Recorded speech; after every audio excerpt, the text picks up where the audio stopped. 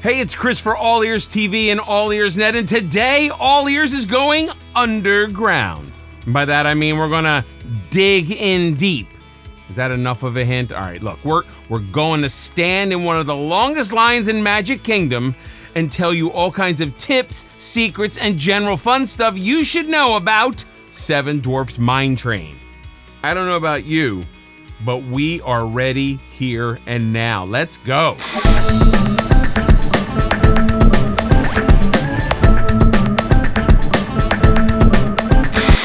From 2010 to 2014, Magic Kingdom went through some big changes.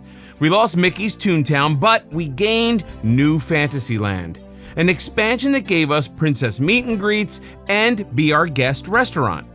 Snow White's Scary Adventure, which was one of the original attractions based on Disney's first animated film, closed in 2012, and we had to wait 2 years before we got a replacement attraction.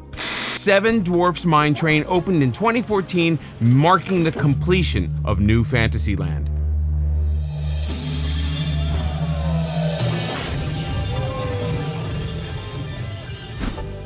Walking along the outdoor queue, be sure to look down at the ground. You'll see impressions left by forest creatures, acorns, and sticks.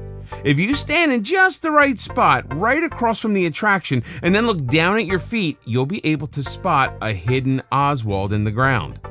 If you're unfamiliar with Oswald, you can read all about him on AllEars.net right here. There's a height requirement of 38 inches, but if you're traveling with little ones on either side of that height mark, you can always take advantage of Rider Switch, which lets one parent ride while the other waits with your little one. Once the first party has ridden, you can switch so parent 2 can ride, along with up to 2 others, so the older kiddos can get multiple rides.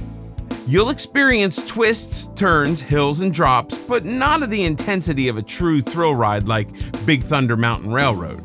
That said, it does get fast at times, about 30 miles per hour.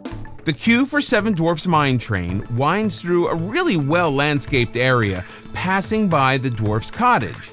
There are 3 interactive areas of the queue. At the first interactive station, there's a jewel sorting game. As the jewels flow by in a wooden trough, you can touch and drag them to the side, matching them by color and shape. The other interactive areas let you create music and kaleidoscope effects on the ceiling. Now, when using fastpass, you will miss the first 2 interactive queue areas. This ride should be one of your top priority fastpasses, as lines are pretty much always long, almost always close to or over an hour midday, and oftentimes above 90 or 120 minutes.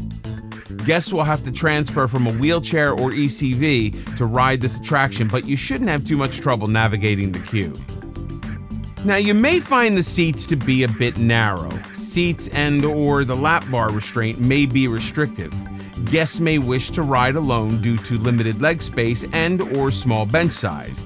Each seat does have an individual lap bar. The coaster features a first-of-its-kind ride system with a train of ride vehicles that swing from side to side, responding to every twist and turn of the track. Though it's not as swingy as you'd expect, you should definitely let nervous kiddos know to expect that movement. The ride starts with just a little drop. It can be a bit more intimidating if you're sitting in the front row eyeing it up before the ride starts moving, but the front row is the right place to be if you want to take those drops a bit slower.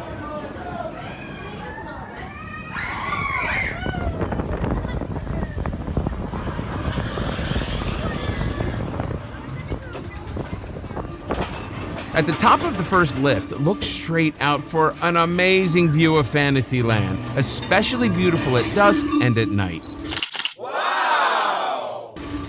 The drop after the hill isn't too tall, but you do wind right into those banked curves where you'll start to feel the mine car swinging a bit. On the mountains, you'll spot red poppies and live oak, cedar, and birch trees. The 2 vultures perched on the jib crane near the mine entrance are styled after the vultures in the film and originally appeared in Snow White's Scary Adventure attraction. At the midpoint of the attraction, you'll enter a mine aglow with gems and scenes of the working dwarfs. This attraction features projection-mapped faces like in Frozen Ever After, which allowed Imagineers to give the characters a much broader range of facial expressions.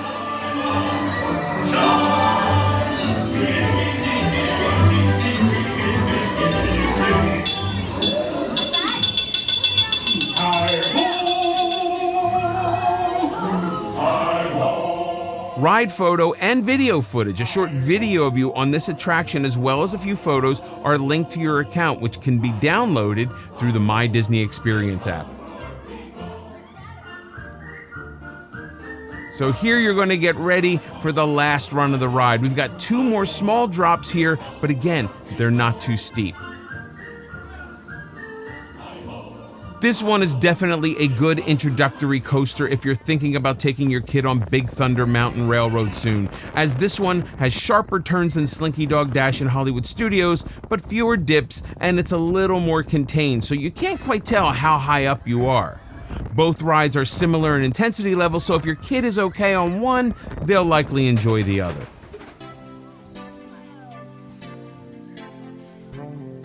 The figures of Grumpy, Doc, Bashful, Sleepy, and Happy, seen in the cottage near the end of the attraction, originally appeared in Snow White's Scary Adventures, which is now the site of Princess Fairy Tale Hall. The figures of Snow White, Dopey, and Sneezy in the cottage scene were created for this attraction. In the original tale by the Brothers Grimm, the dwarfs were unnamed. When Walt Disney and his animators decided to name them to correspond with their character, scores of names were rejected, including, now get ready, for Wheezy, Jumpy, Baldy, Hickey, Sniffy, Stuffy, Burpy, Tubby, Shorty, Deafy, and Dizzy. Oh yeah, good job, Walt, in getting rid of those names. Though the backstory on Hickey may have proved interesting.